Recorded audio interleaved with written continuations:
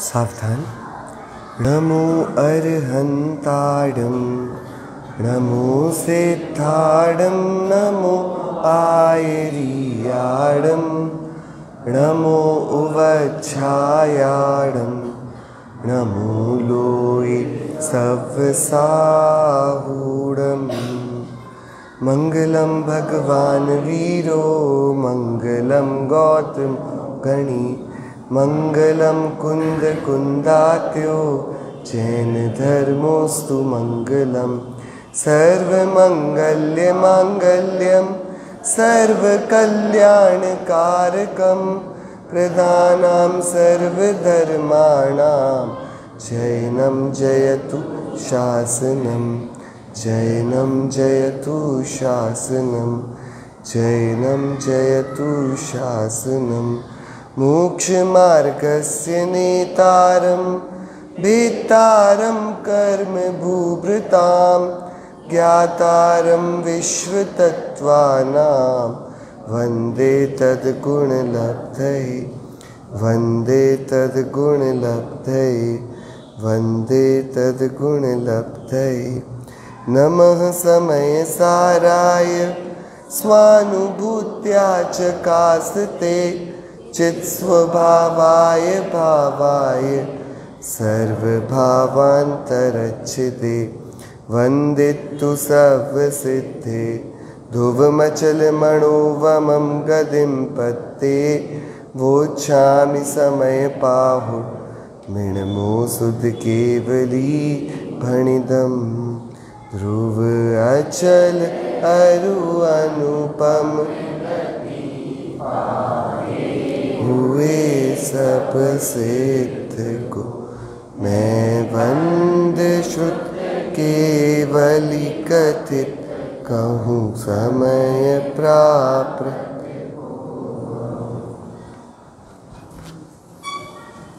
दशलक्षांतर महापर्व और उसमें आज उत्तम त्याग का दिन।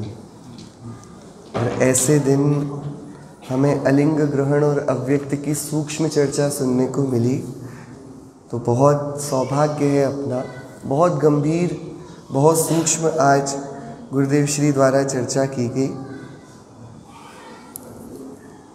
कैसा है आत्मा, कैसा अलिंग ग्रहण, कैसा गुण भेद तो नहीं, पर्याय तो नहीं, द्रव्य भी, और क्या रह गया। बहुत सूक्ष्म बहुत गजब की चर्चा। अव्यक्त व्यक्त दो, उसमें भी जो अव्यक्त है वो व्यक्त में नहीं आया। क्या आत्मा ये पर्याय में आया कि नहीं? यदि आए तो उसे पर्याय के साथ नष्ट होना पड़े, क्योंकि पर्याय तो एक समय की है। क्या भैया, गुलाब उसकी खुशबू बाहर निकलती है तो थोड़ा घुलता जाता कि नहीं? कम तो नहीं होता वो कि भाई वो खुशबू में बाहर आने लगे तो बात बिगड़ जाएगी। वो तो वही है, उसकी अभिव्यक्ति में पर्याय में द्रव्य नहीं आता, इसलिए द्रव्य की ध्रुवता है, इसलिए द्रव्य त्रैकालिक बना हुआ है। वो उत्पाद वे से बहुत दूर खड़ा हुआ है। यदि ऐसा नहीं हो तो जगत शून्य हो जाएगा, सब खत्म हो जाएगा, फिर कुछ बचेगा नहीं, क्योंकि खर्च हो गया। क्या खर्च हो गया तो खत्म बस, लेकिन खर्च कभी होता नहीं, क्योंकि उसमें से कुछ आता ही नहीं। बहुत सूक्ष्म बहुत सुंदर चर्चा चली और गुरुदेव श्री ने क्या क्या गजब के न्याय उसमें दिए। पहले श्री प्रवचन सार जी के आधार पर 172वीं गाथा अलिंग ग्रहण के 20 बोल, उसमें से 18, 19 और 20वां बोल, उस पर गुणभेद, पर्याय और सामान्य द्रव्य भी, ये तीनों ही यहाँ तो सर्वत्र एकदम अलग अलग पड़ा। ये सारी चर्चा क्यों की गई कि वो ये जो अद्वैत की बात है ना, ये अद्वैत की बात एकांत पर ना चली जाए। कितना स्पष्टीकरण, कितने, फिर अव्यक्त के बोल पर आए। अव्यक्त के बोल से भी यही वाली बात कि भैया पर्याय है कि जिसका अनुभव किया जा रहा है वो ध्रुव, वो भी, और जो अनुभव कर रही है वो पर्याय। वो पर्याय बस जब अनुभव कर रही है तो उसे पता नहीं कि वो है पर्याय। वो ध्रुव में ऐसी तन्मय हुई है कि वो भूल गई कि वो पर्याय है। ये अद्वैत है, लेकिन पर्याय खत्म हो गई है ऐसा नहीं हुआ। वो आनंद कहाँ आया, वो कहाँ भोगा, तो वो द्रव्य पर्याय में आ गया है। कितना गजब है, द्रव्य पर्याय में आया नहीं, पर्याय अपने को जानती नहीं। क्या हो गया ये भैया पर्याय नहीं अपने को पूरा स्वीकारा। क्या एक एक गुण से यदि अपन को वस्तु बताई जाए, वस्तु का परिचय कठिन, और हम उसे खुद देख लें, अनुभव में कर लें तो बड़ा सरल। तो भैया गुण में भी द्रव्य नहीं आता, उसकी अनुभूति विशिष्ट है, पर्याय में नहीं आता, नहीं तो खत्म हो जाएगा। और वह द्रव्य सामान्य नहीं आ रहा ना, इसलिए अलग खड़ा है। बात आई समझ में? ऐसे सूक्ष्मता से भरे बड़े सूक्ष्म सर्वज्ञ देव द्वारा प्रतिपादित अध्यात्म के गूढ़ एकदम वजनदारी से भरे रस भरे आनंद को देने वाली ये न्याय हमें ये परिचय में आ जाए, यही आज के दिन का सौभाग्य है। हम सोच रहे थे कुछ चर्चा त्याग पर होगी, यहाँ पता पड़ा कुछ ग्रहण ही नहीं किया गया अलिंग ग्रहण क्या, अरे बाहर की वस्तु तो क्या, द्रव्य ने क्या ग्रहण नहीं किया, अपने गुण भेद को, अपनी पर्याय को भी वो इतना निराला है, वो इतना निष्प्रही है, उसकी भी उसे तृष्णा है नहीं। वो अपने में अपना बना रहता है। जो पर्याय को दरकार हो तो उसकी अनुभूति करे, और ना हो तो रखड़े, द्रव्य तो पूरा ही रहने वाला है। क्या द्रव्य तो पूरा का पूरा परिपूर्ण अस्खलित ऐसा ही है। मैं तो ऐसा ही हूं। अब इस आत्मा को, कौन सी परिणति वाली, जो आस्वाद करेगी, क्या जो आत्मा वो भी आत्मा, और जो परिणति आत्मा को जाने वो भी आत्मा। हाँ, इस आत्मा को उस अस्खलित आत्मा की दरकार हो तो ठीक, नहीं तो ये आत्मा भटकता रहे। इतना है। कितना फिर गुरुदेव श्री ने विवक्षाएं बताई भैया। वेदन की अपेक्षा, प्रतीति की अपेक्षा, यहाँ पर अन्य मत पर मत में कुछ स्खलन ना रह जाए, कुछ और ना हो जाए, या अद्वैत की चर्चा करते करते नयों को ना उड़ा दिया जाए, तो इस मत में तो नए के बिना कोई चर्चा चलती नहीं है। ऐसा संभव ही नहीं। वस्तु अनेकांत रूप है, अनेक। आखिरी में जाकर भी आचार्य अमृतचंद्र देव ने कितनी अनेकांत की सिद्धि करी इस ग्रंथ में। ज्ञान मात्र आत्मा कहा, सो ज्ञान मात्र है ऐसा नहीं, उसमें अनंत गुण गर्भित हैं। कितना खोला है आचार्य। क्या तो अलग अलग विवक्षा से कब कहाँ आचार्य क्या बोलना चाह रहे हैं, गुरुदेव ने सब बताया भैया। ये तो बहुत उपकार है। कहाँ किस शब्द का क्या अर्थ लेना, गुरुदेव श्री बीच में बताते रहना कि भैया यहाँ पर किसका क्या अर्थ लेना। एक एक वस्तु, यहाँ वो अर्थ नहीं, यहाँ ये। फिर वो सीधे पहुंच गए द्रव्य संग्रह नेमिचंद्र सिद्धांत चक्रवर्ती देव के पास। 47वीं गाथा कि भैया क्या क्या बोले, निश्चय और व्यवहार मोक्ष मार्ग, कि ऐसा होगा। निश्चय तो ध्यान में मिल जाएगा, और व्यवहार व्रतों में, दान में, त्याग में मिल जाएगा। ये तो राइम भी करता है, ध्यान दान।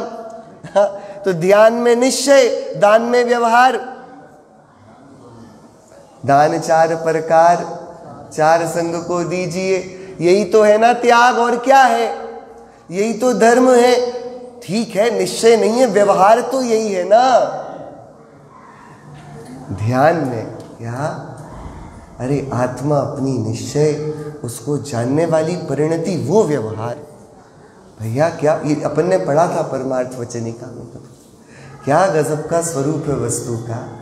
क्या निश्चय मोक्ष मार्ग अलग, व्यवहार मोक्ष मार्ग अलग, और इन दोनों के 2 रास्ते अलग। जिन देव ने 2 रास्ते बताए हैं, जौन सा सरल लगे उस पर चल पड़ो, ऐसा नहीं है, ऐसा नहीं है।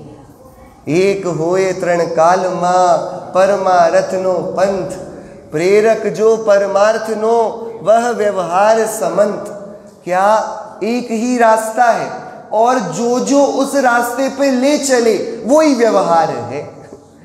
जो उस रास्ते की बात ही नहीं करता, कहीं और उलझा देता है,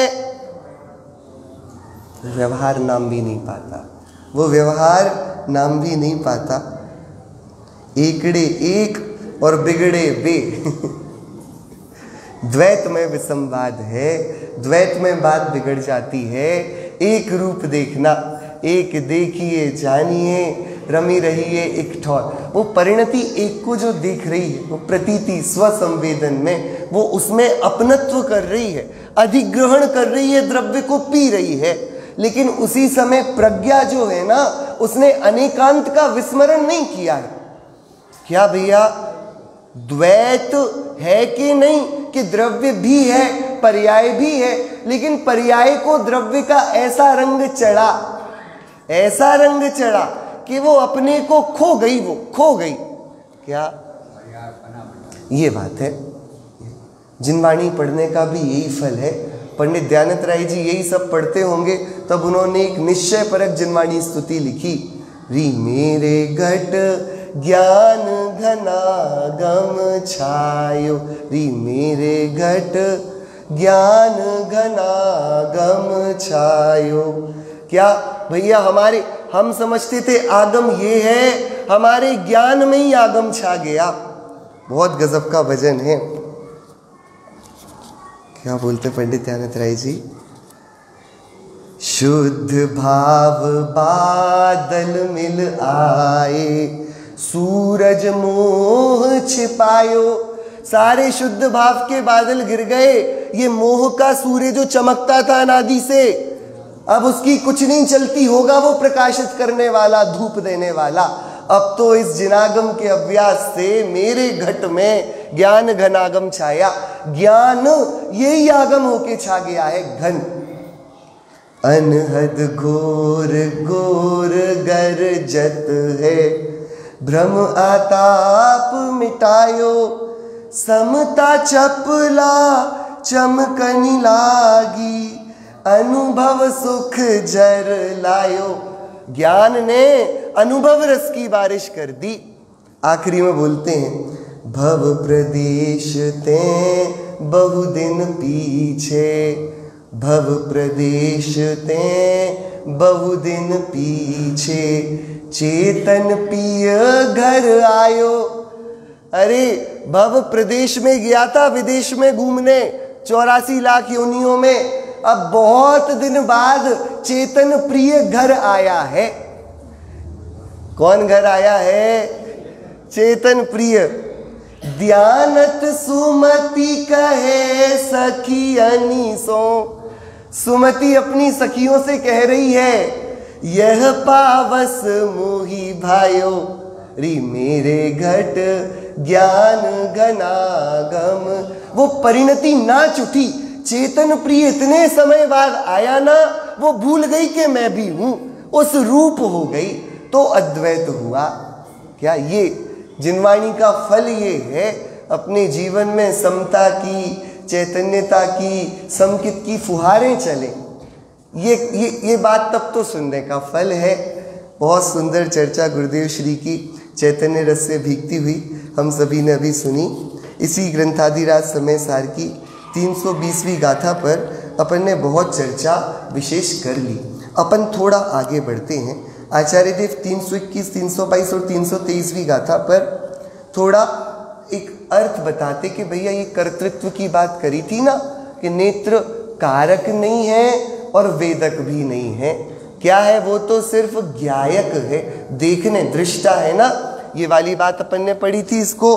तो भैया उस पर आचार्य देव बताने लगे, करते पने में दूसरे का कर्ता बनने में बहुत ज़्यादा विसंवाद है। उसके तत्काल बाद फिर आचार्य देव ने 324, 25, 26 और 27 गाथा में बहुत गजब की बात करी। अपन सिर्फ गाथा को पढ़ेंगे एक बार, और इसके बाद कलश में उसको अमृतचंद्राचार्य देव सरलता से समझाएंगे, अपन उसे देखेंगे। त्याग धर्म की चर्चा कर रहे हैं आचार्य कुंदकुंद देव, लेकिन वो कहाँ बैठकर कर रहे हैं, वो अलग ही स्तर है। 324वीं गाथा से 327। व्यवहार भासी देण दू परदव्वम भणन्ति अविदिति तथा जानन्ति निच्छ एण दू णयमः परमाणुमित्तमवि किंची जह को विणरोजंपदी अम्हम काम विषयणयरट्ठम नयहोन्ति जस्तानि दू भणदीय मोहेन सो अप्पा एमेव मिच्छ दिट्ठी णाणीनि संशयं हवदि एसो जो परदव्वम मम इति जानन्तो अप्ययं कुणदी तमहाणमेति नच्चा दूर्हं विदेदान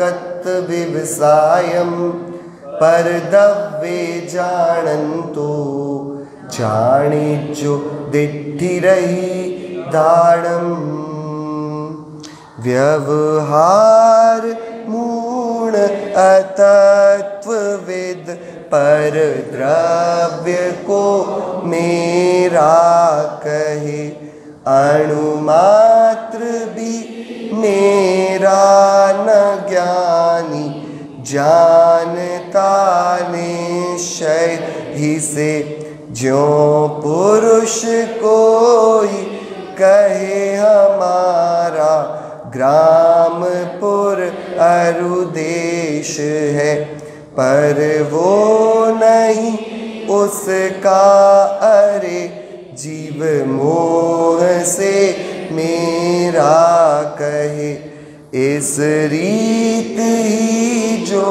ज्ञानी भी मुझे जानता पर द्रव्य को वो जरूर मिथ्यात्वी बने निज रूप करता अन्य को इससे न मेरा जान जीव पर द्रव्य मैं इन उभय की कर्तृत्व बुद्धि जानता जाने सुदृष्टि रहित की। गाथार्थ जिन्होंने पदार्थ के स्वरूप को नहीं जाना है, जिन्होंने क्या नहीं जाना, पदार्थ के स्वरूप को नहीं जाना है, ऐसे पुरुष व्यवहार के वचनों को ग्रहण करके, कौन से वचनों को, व्यवहार के वचनों को ग्रहण करके परद्रव्य मेरा है ऐसा कहते हैं। कैसा कहते हैं? परद्रव्य मेरा है, और मेरा है तो मेरी मर्जी, मैं इसका ग्रहण करूं कि त्याग किया कि नहीं आप लोगों ने आज कुछ?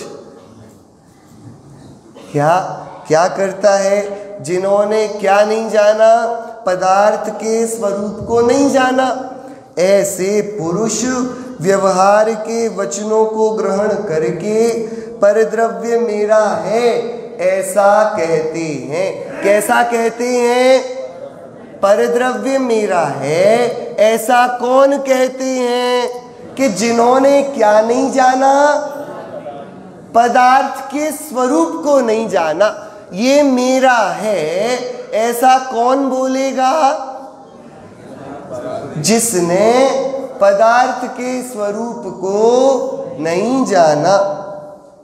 परंतु ज्ञानी जन निश्चय से जानते हैं कि कोई परमाणु मात्र भी मेरा नहीं है। दो बातें हो गई भैया। क्या? कौन? कि जिन्होंने क्या नहीं जाना, पदार्थ के स्वरूप को। उनकी कैसी भाषा हो गई है कि ये परद्रव्य मेरा है। क्या है? ये परद्रव्य किसका है? मेरा है। परंतु ज्ञानी जन क्या जानते हैं कि कोई परमाणु मात्र भी, अणु मात्र भी, थोड़ा सा भी मेरा शरीर है आपका। अरे बोलो, कितनी सरल बात है। आप कितनी बार सोचते हो कि सांस लेना है? थोड़ा सुबह से उठ के अरे भैया पहले चेक करते हो कि सांस सही चल रही कि नहीं, ऐसे कुछ करते हो? और ये रक्तचाप जो दौड़ रहा है धमनियों में, जो हृदय में धड़कन चल रही है, इसको तो चेक करते रहते हो ना कि चल रही। बता, एक बार सुबह सुबह तो सब ड्यूटी अलॉट करते हो ना, उठते ही साथ पहले सांस चेक, धड़कन चेक करते हो कुछ के नहीं?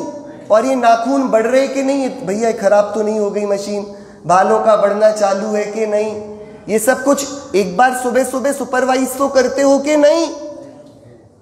नहीं, कोई नहीं करता इतने सारे लोगों में। क्या भैया, तो फिर ये कौन करता है? तो जो करता है वो इसका स्वामी है कि तुम इसके स्वामी हो? स्वामी तो वो जिसकी चले। बात कितना सीधा न्याय है। किसका ये शरीर किसका है? कि शरीर की कौन सी व्यवस्था है जो आपके हाथ में, आप बताओ। वो तो सही बात ये है, शरीर को मुफ्त का एक कर्मचारी मिल गया। क्या मुफ्त का? कैसा कर्मचारी जो काम भी करे और तनख्वाह भी दे? ऐसा देखा आपने कभी नौकर? भैया भाग्यशालियों को मिलता है ऐसा नौकर, क्या काम भी करे और उल्टे पैसे भी दे के जाए। देखा आपने ऐसा नौकर? आईना नहीं देखा क्या भैया? क्या कि खिलाओ पिलाओ भी तुम, और इसका जो गंदगी है, जो जितना काम है, वो सबकी व्यवस्था भी तुम करो, और मालिक यही बना रहे। क्या आप लोग को ऐसी बात जचती कि नहीं? ऐसी लगता थोड़ा बहुत। क्या भैया, क्या इस शरीर का कौन सा अधिकार आपके हाथ में है? अभी अपन निकट की बात कर रहे, परमाणु मात्र बोला ना तो अपन धूल कंकर पत्थर समझने लगे। क्या ये दिख रहा है यहां पर? ये पर कैसे पता पर कि भैया इसमें हमारा क्या अधिकार चलता है? और हम यहाँ ध्यान ना दें तो इसमें क्या रुक जाता है? श्वास रुकती तो नहीं, आप ध्यान नहीं देते तो। धड़कनें रुकती तो नहीं, आप सोचते नहीं उनके बारे में तो। भैया क्या होता है आपकी मर्जी से शरीर में? क्या होता है? तो शरीर का स्वामी कौन हुआ? तो शरीर आपका हुआ कि नहीं हुआ? अरे हुआ कि नहीं? तो जब शरीर ही नहीं हुआ, जहां देह अपनी नहीं तहां न अपनों कोई। बात यदि यही छूट गया तो अब सब छूट गया। बात समझ में आती कि नहीं भैया? देखो क्या, जिन्होंने किसका विचार ही नहीं किया, हम शरीर का काम कौन सा करते थे? बस छाती चौड़ी करके घूमते फिरे कि हम देखो सुंदर, हम देखो बलवान, हम देखो स्वस्थ, हमको नहीं हुआ कोरोना। क्या बस छाती चौड़ी किए घूमते रहे, हमें पता ही नहीं, कभी विचार ही नहीं किया कि हमने किया क्या। क्या किया भैया? शरीर को अच्छा चलाने के लिए, शरीर को लंबा गोरा चिट्ठा ये बनाने के लिए क्या किया कि जब मोटा हो गया तो रो लिए, भाग लिए, जब कमजोर दिखने लगा तो कुछ खा लिए, यही करते रहे। ये जैसा जैसा परिणमता गया, हम वैसी वैसी इसके पीछे इसकी सेवा वृत्ति करते रहे, दीन कर्म करते रहे, इसकी नौकरी करते रहे। कैसी नौकरी? जिसमें ठेंगा भी नहीं मिलता, कुछ नहीं मिलता। ऐसे ही हुआ, आपको कुछ देता तो नहीं शरीर। क्या देता भैया? नाक में से सुंदर सुंदर कुछ निकाल के पदार्थ देता होगा, कान में से, आंख में से, पसीना देता है पूरे अंग अंग में से। शरीर देता क्या है? आपकी सेवा के प्रतिफल के रूप में। लेकिन फिर भी क्या मूढ़ता पसरी है कि इसको पराया तो मानने को तैयार नहीं। मल टप टप गिरता है तब भी इसमें सुंदरता ढूंढता है, अशुचि भी मानने को तैयार नहीं। क्या जानबूझ के अंध बने हैं, आंखन बांधी पाटी। क्या भैया, अंधा गिरे तो कोई बात नहीं, आंखों वाला गिर जाए तो अंधा देख के बोलता हमें दे दे आंख। क्या भैया तुम काहे को गिर गए? क्या मतलब निकला इसका?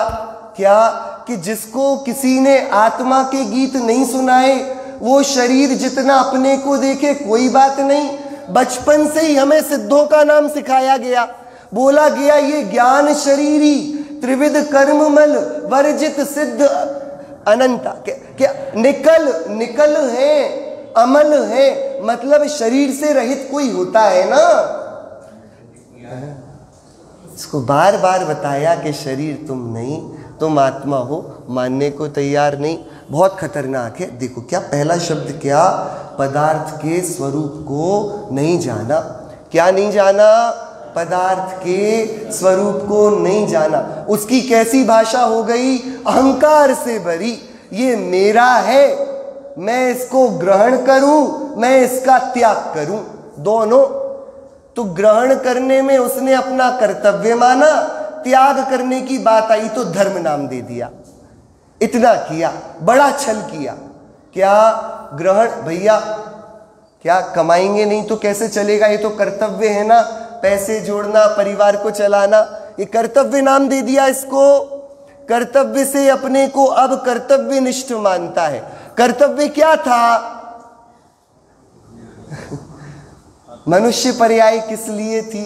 अपन ने चर्चा करी ना कि जो अन्य पर्यायों में संभवित ना हो ऐसे स्वरूप में रमण रूप धर्म इस मनुष्य पर्याय में संभवता है।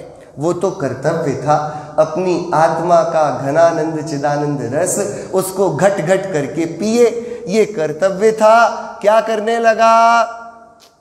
पूरे परिवार को संभालने। कर्तव्य की परिभाषा बदल गई। पर द्रव्य की बलजोरी से चोरी करना ये कर्तव्य हो गया। दस्यु नाम दिया इसको आगम में। क्या? दस्यु, चोर, डाकू। हाँ डाकू। क्या?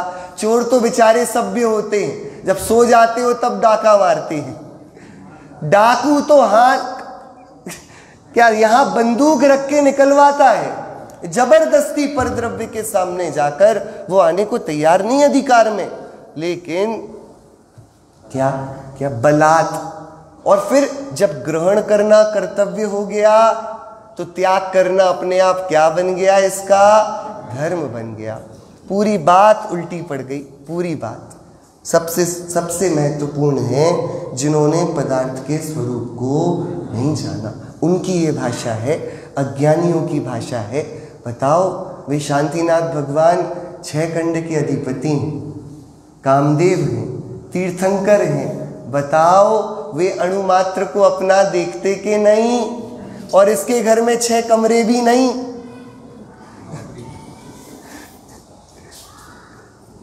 क्या भैया, क्या हकीकत है? क्या जो बड़े हैं, जो तत्वविद हैं, जो हकीकत समझते हैं, वे चक्रवर्ती होके भी अणुमात्र को अपना नहीं कहते?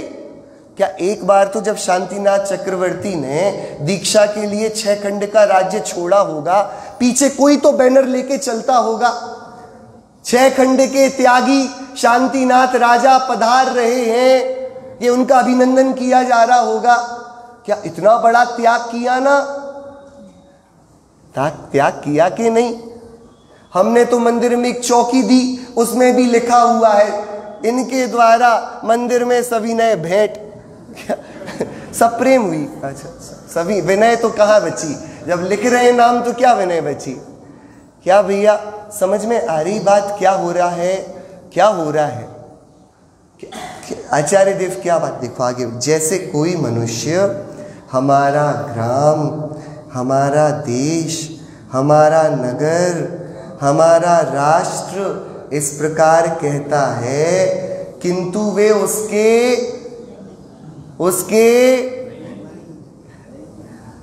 भैया अशोकनगर आपका है? अरे बोलो भैया। भारत मेरा हो गया। क्या इतने दिनों से परेशान है, कहीं जगह मिल जाए सस्ती सी, वो पूरे शहर में नहीं मिल रही, लेकिन पूरा शहर मेरा है। बात समझ में आ रही है? विडंबना। क्या कि कोई कहे किंतु वे उसके नहीं है, नहीं है भैया। मोह से वह आत्मा मेरे हैं, इस प्रकार कहता है। किससे कहता है? मोह से कहता है, उसके नहीं है। इसी प्रकार जो ज्ञानी भी परद्रव्य मेरा है ऐसा जानता हुआ परद्रव्य को निज रूप करता है, वह निःसंदेह अर्थात निश्चयतः मिथ्या दृष्टि होता है। अरे कोई ज्ञानी भी ये करे ना, मिथ्या दृष्टि होता है। इसलिए तत्वज्ञ कौन? पहले कौन था? जो पदार्थ का स्वरूप नहीं जानता। तो अब कौन है? तत्वज्ञ। परद्रव्य मेरा नहीं है, यह जानकर इन दोनों का, लोक का और श्रवण का, परद्रव्य में कर्तृत्व के व्यवसाय को जानते हुए यह जानते हैं कि यह व्यवसान सम्यक दर्शन से रहित पुरुषों का है। बहुत सरल बात है। क्या हुआ? एक कारखाना था। कारखाना समझते? अच्छे नुकीले औजार रखे उसमें। तो क्या जो बढ़ई था ना, उससे उसका जो आरी थी वो जमीन पे छूट गई। रात को बंद करके चला गया वो। उसी रात उस कारखाने में एक सांप घुसा। कौन घुसा? सांप घुसा।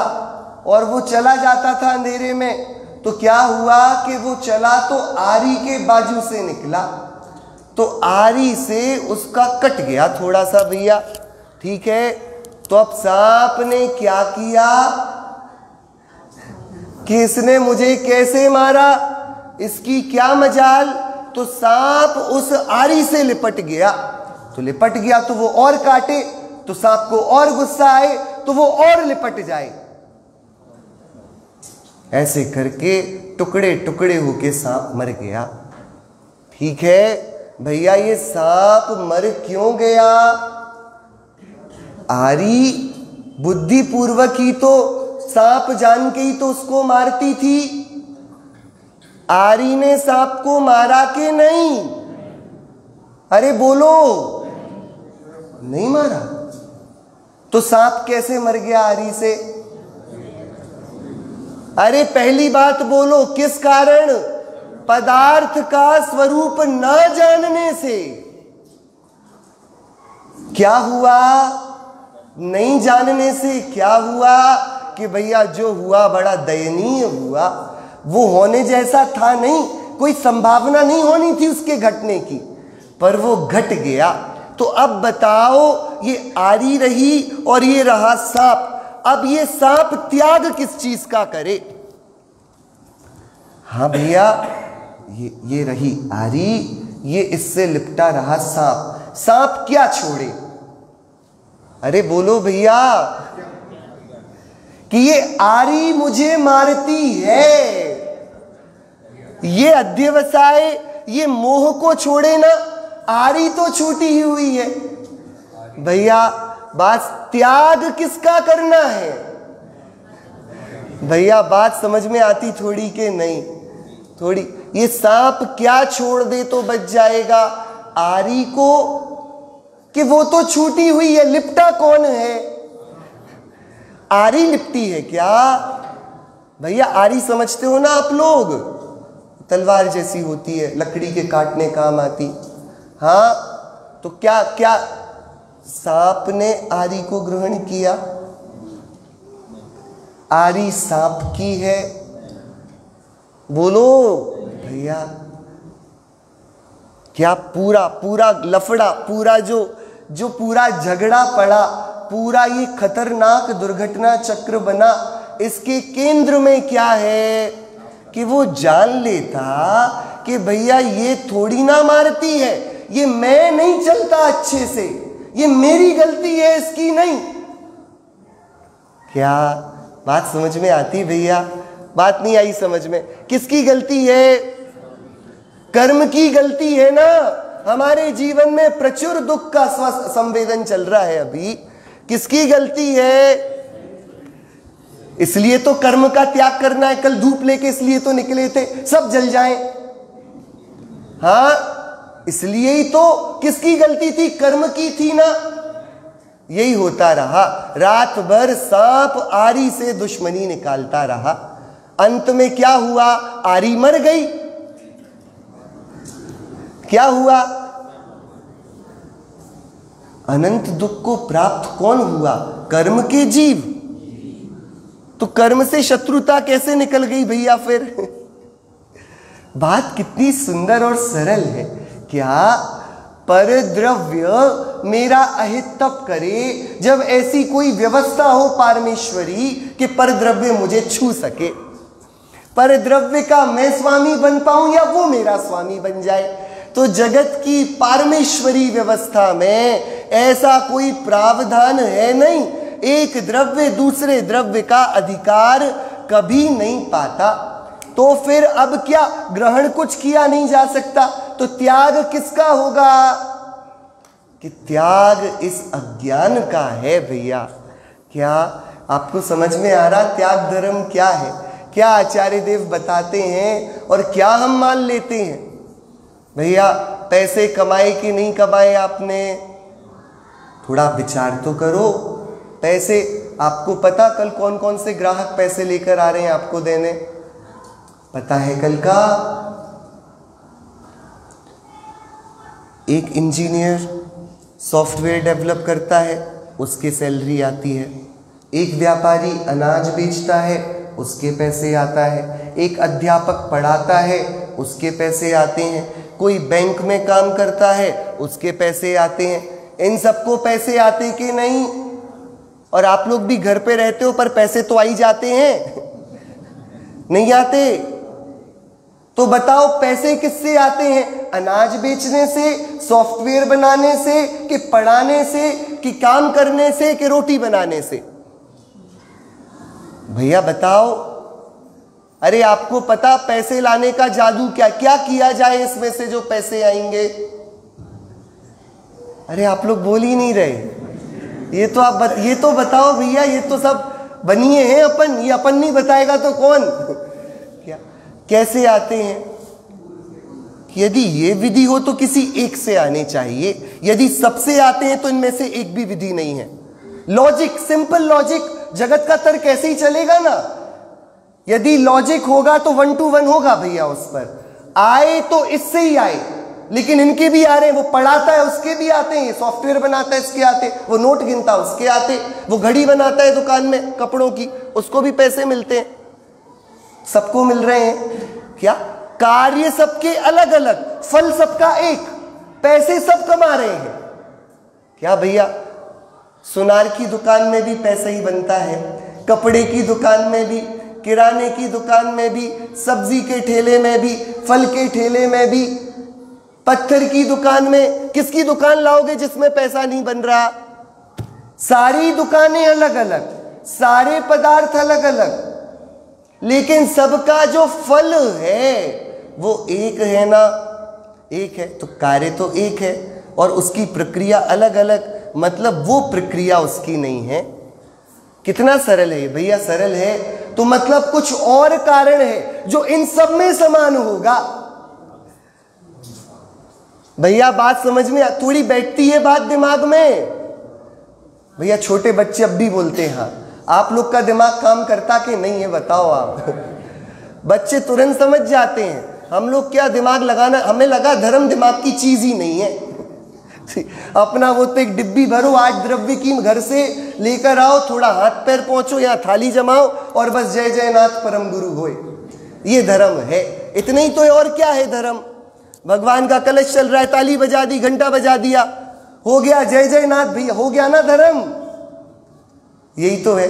थोड़ा गंधोदक माथे पे लगा लिया, चंदन लगा लिया, थोड़ा सा दान पेटी में कुछ डाल दिया, सिक्के पड़े थे जो खाली, यही तो धर्म है ना भैया? नहीं। प्रज्ञावानों का, बुद्धिमानों का, तत्वज्ञ, कितना सुंदर शब्द है। हमें बनना ये। क्या आप लोग को बात समझ में आ रही कि नहीं आ रही? तो इसका क्या मतलब? सब अलग अलग काम करते हैं और आखिरी का रिजल्ट एक सा पाते हैं। इसका मतलब वो अलग अलग काम नहीं, इनमें कुछ सामान्य है जो उसका कारण है। तो वो सामान्य को कौन करता है आप में से कि भैया हमारा दिन भर तो वो घड़ी बनाते ही निकल गया दुकान में, हमें तो पता भी नहीं वो सामान्य क्या है, कि वो तो किया नहीं, तो ये बिना किए आया ना भैया। कितना कठिन है ये समझ पाना कि वो पूर्व प्रारब्ध है, वो उदय में आया तो आ गया बराबर। तो जो करने से नहीं आया उसका त्याग कैसे किया जाएगा? बात समझ में आई कि नहीं? नहीं आई समझ में बात? जो अपने आप चल के आया है वो अपने आप ही चल के जाएगा भैया। तुम त्याग, हम क्या करते हैं, हम निकलते थोड़ा कुछ खरीदने के लिए, खरीदने जाते हैं, एक चीज लेकर आ जाते हैं 5 चीज। होता आपके साथ? ऐसा नहीं होता नहीं होता, ऐसा कभी नहीं हुआ। कई बार तो जो लेने जाओ वो नहीं लाते, और जो सोचा भी नहीं था वो चीज आ जाती है। ये कैसे हुआ कि कौन लाए भैया? वो चीज अपने अपने अपने उपादानगत योग्यता से, अपनी उस समय की योग्यता से आने योग्य आती है, जाने योग्य जाती है। जाति को कोई रोकता नहीं, आती को कोई पकड़ता नहीं। ऐसा एक भी परद्रव्य इसका स्वामी, एक भी जीव त्रिकाल में बनता नहीं। बात समझ में आई भैया? बात समझ में आई कि नींद आई? आप लोग सुन रहे हो, जागे हुए हो? नींद का त्याग करना आज इतना तो करो भैया। प्रमाद का त्याग अपने हाथ की बात है, वो अपन ने खुद ग्रहण किया। क्या वापस जल्दी जल्दी क्या बोल रहे हैं आचार्य देव? तुम किसका त्याग करने इतने जल्दी तैयार हो गए भैया? विचार तो करो, तुम्हारे पास है क्या कि हाँ ऐसा कुछ मैल है जिसको छोड़ा जा सकता है। उसमें प्रथम नाम मिथ्यात्व का, मोह का, ममत्व का, कि परद्रव्य मेरा है, ये विकल्प, इसका त्याग करो। ये पहला त्याग है, ये करना पड़ेगा। इसको किए बिना त्याग धर्म होगा नहीं, इसके किए बिना कुछ काम सधने वाला नहीं है। और फिर त्याग क्यों करना है? ताकि और ज्यादा मिल जाए।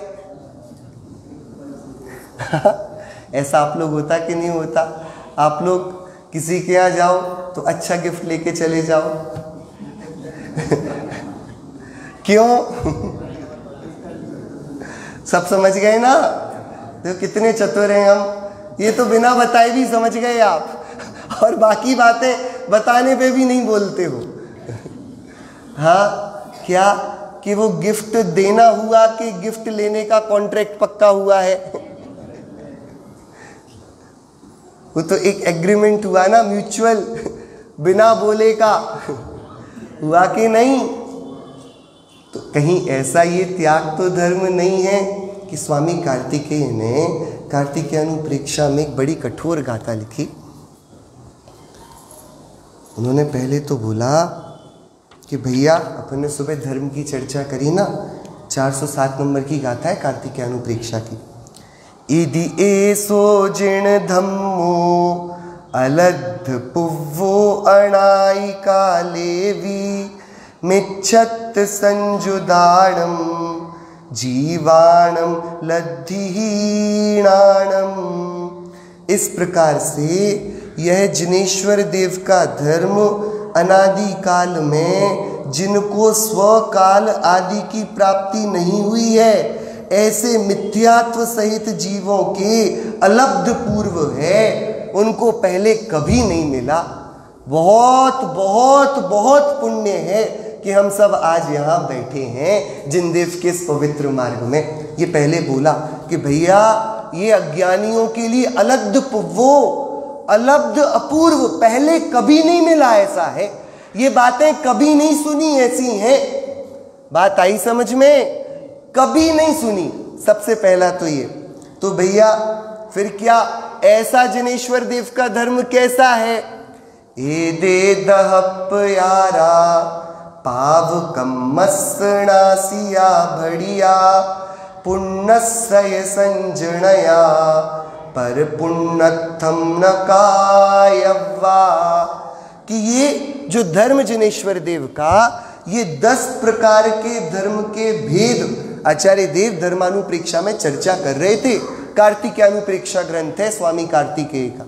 तो यह 10 प्रकार के धर्म के भेद पाप कर्म का तो नाश करने वाले हैं।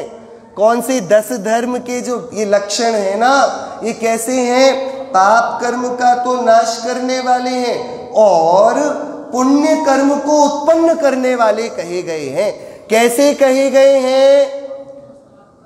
पाप का तो नाश करने वाले और पुण्य कर्म को उत्पन्न करने वाले कहे गए हैं। पुण्य कर्म को उत्पन्न करते हैं क्या भैया? क्या करते हैं पुण्य कर्म को? अरे ये तो थोड़ा प्रसन्नता से बोलो। परंतु मूल गाथा में आचार्य क्या, ये 10 धर्म पहले तो कितना दुर्लभ है ये धर्म। क्षमा, मार्दव, आर्जव, भैया ये शब्द कान में नहीं पड़े कभी। आपने बचपन से बड़ाई MBA तक की कर ली हो, कितनी बार आपको आपके अध्यापक ने बोला आर्जव करो भैया। तप और त्याग की प्रेरणा किसने दी? शिक्षक। भैया खूब कमाना, आगे बढ़ना, तरक्की करना, यही बोला। त्याग को किसी ने बताया कभी? संयम की किसी ने प्रेरणा करी? अरे पढ़ोगे लिखोगे बनोगे नवाब, ऐश करना, संयम का क्या करोगे? क्या कि भाई पहले तो ये 10 नाम सुनना, ये महाभाग्य की बात। किसकी बात है? महा। और क्या कि इनसे पाप कर्म तो नष्ट होंगे और अब क्योंकि रागात्मक अभी बात चल रही ना, विकल्पात्मक, तो पुण्य कर्म को उत्पन्न करने वाले तो क्या करें? खुश हो जाएं, नाचें, परंतु केवल पुण्य ही के प्रयोजन से इनको अंगीकार करना ये उचित नहीं है। अब आचार्य देव क्या बोलते हैं? गाथा 409। पुण्यम पीजो समच्छदी संसारो तेण इहि दोहोदी पुण्यम सुगई हेदुम पुण्य खैणे वणे वाणम। कि अरे जो पुण्य को भी चाहता है वह पुरुष संसार ही को चाहता है। क्या? जो पुण्य को चाहता है वह पुरुष क्या करता है? संसार कैसा आपको पता कि नहीं पता? एक राजा हुआ, उसकी बहुत सुंदर पुत्री, राजा पिता, उसकी पुत्री बहुत सुंदर, अतिशय सुंदरी। तो राजा ने सभा बुलाई, सारे विद्वानों पंडितों को बुलाया, बोला, पूछा कि भैया बताओ, मेरे यदि घर में रत्न हुआ प्रकट तो उसका स्वामी कौन? तो सबने बोला महाराज आप ही। लेकिन वहां पर जैन गुरु भी थे, उनने बोला महाराज एक स्त्री रत्न को छोड़कर बाकी सारे आपके। राजा को बात नहीं जची, जैन मुनिराजों को बाहर निकाल दिया नगर के, राज्य के, और अपनी पुत्री से विवाह कर लिया। पुत्र हुआ, पुत्र का नाम रखा कार्तिकेय। सो अब बड़ा हुआ थोड़ा तो सारे बच्चों के साथ खेलता था। तो सारे बच्चे आए और बोले देखो हमारे नाना नानी ने हमें ये दिया, ये कपड़े किसने दिए? हमारे नाना ने दिए। तो वो जाए अपनी मम्मी के पास और पूछे हमारे नाना कुछ क्यों नहीं देते? भैया सुन रहे हैं आप लोग? तो माता रोए और बताए बेटा क्या बताऊं, तेरे पिता और नाना। तो बच्चा बड़ा हो गया, बोले माता ऐसा अनर्थ तो उस समय कोई था नहीं क्या इस बात को रोकने वाला? तो माता रोते रोते बोले कि थे, जैन गुरु थे, लेकिन तेरे पिता ने उनको निकाल दिया, तेरे और मेरे पिता ने। क्या? तो वो उस बच्चे को वैसा लगे, इतनी महिमा आई जैन मुनिराजों की, नगर के बाहर ढूंढते गया, मुनिराजों के दर्शन किए, दीक्षा ली, जैन मुनि बना। क्या? कार्तिकेय नाम सुना? मोर जिनका आज क्या विमान है, क्या बोलते हैं इनको, क्या गणेश जी के भाई क्या कार्तिकेय, उनकी जो कथा अपने यहाँ मिलती वो ये। तो माता रुदन करके अब पुत्र के वियोग में भी मरकर व्यंतरी हुई, यहाँ इन पर उपसर्ग हुआ तो वह मोर बन के वहाँ उपसर्ग में बचाने आई थी, ऐसी कहानी है। बात तो ये 18 नाते की कहानी सुनी आपने कार्तिक अनुप्रेक्षा में? 18 नाते की कहानी संसार अनुप्रेक्षा में क्या हुआ? क्या दो भाई थे, एक कार्तिक अनुप्रेक्षा की गाथा है भैया। जो पुण्य को चाहता है वो ऐसे संसार को प्राप्त करता है, ये बता रहे भैया। हम तो धर्म के फल में क्या चाहते हैं इसका पक्का निर्णय करना। हमारे हृदय में कहीं पुण्य के प्रति मिठास तो नहीं है। देखो क्या, एक मादलव देश की उज्जैनी नगरी में राजा विश्वसेन राज्य करता था। वहाँ सुदत्त नाम का सेठ रहता था। वह 16 करोड़ द्रव्य का स्वामी था। वह सेठ वसंत तिलका नाम की वेश्या में आसक्त हो गया और उसने उसको अपने घर में रख लिया। जब वह गर्भवती हुई तब उसका शरीर रोग सहित हो गया, इसलिए सेठ ने उस वेश्या को अपने घर से निकाल दिया। वसंत तिलका ने अपने घर में ही पुत्र पुत्री के युगल को जन्म दिया। उसने खेत खिन्न होकर उन दोनों बालकों को अलग अलग रत्न कंबल में लपेटकर पुत्री को तो दक्षिण दरवाजे पर छोड़ दी। वहां से उस कन्या को प्रयाग निवासी बिड़जारी ने लेकर अपनी स्त्री को सौंप दिया और उसका नाम कमला रखा। पुत्र को उत्तर दिशा के दरवाजे पर छोड़ दिया। वहां से उसको साकेतपुर के एक सुभद्र नाम के बिड़जारी ने उठाकर अपनी सुभ्रता को सौंप दिया। उसका नाम धनदेव रखा। पूर्वोपार्जित कर्म के वश से धनदेव का कमला के साथ विवाह हुआ। किसकी शादी हो गई? अब सुनो, अभी कहानी यहां पर नहीं हुई खत्म। पति पत्नी हुए, बाद में धनदेव व्यापार के लिए उज्जैनी नगरी आया। वह वहां वसंत तिलका वेश्या पर मोहित हो गया। कौन है वसंत तिलका? उसके संयोग से वसंत तिलका के पुत्र हुआ जिसका नाम वरुण रखा गया। फिर एक दिन कमला ने मुनिराज से संबंध पूछे तो मुनिराज ने पूर्व भव बताया। इसी उज्जैनी नगरी में सोम शर्मा नाम का ब्राह्मण रहता था। उसके काश्यपी नाम की स्त्री थी। उनके अग्निभूत सोमभूत नाम के 2 पुत्र हुए। वे दोनों कहीं से पढ़कर आते थे। उन्होंने मार्ग में जिनदत्त मुनि से उनकी माता को, जो जिनमती नाम की आर्यका थी, उनका शरीर समाधान पूछते देखा और जिनभद्र नामक मुनि को सुभद्रा नामक आर्यका, जो उनकी बहू थी, पुत्रवधू, सो शरीर का समाधान पूछते देखा। तो दोनों भाइयों ने हंसी की कि प्रकृति ने कैसा विधान रचाया। बूढ़े को जवान स्त्री मिली और जवान को बूढ़ी। ये अपन मजाक कर देते ना, क्या क्या बोल देते हैं। क्या किया?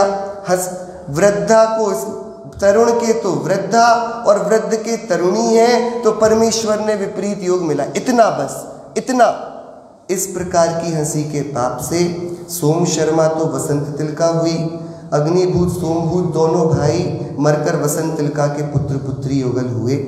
उनके कमला और धनदेव नाम रखे गए। काश्यपी ब्राह्मणी वसंत तिलका के धनदेव के संयोग से वरुण नाम का पुत्र हुई। इस तरह सब संबंधों को सुनने के बाद कमला को जाति स्मरण हो गया। तब वह उज्जैनी नगरी में वसंत तिलका के घर गई। वहाँ वरुण पालने में झूल रहा था। उसे देखकर कमला कहने लगी, हे बालक, तेरे साथ मेरे 6 नाते हैं तो सुन। मेरा पति धनदेव, उसके संयोग से तू हुआ, इसलिए मेरा भी तू पुत्र है।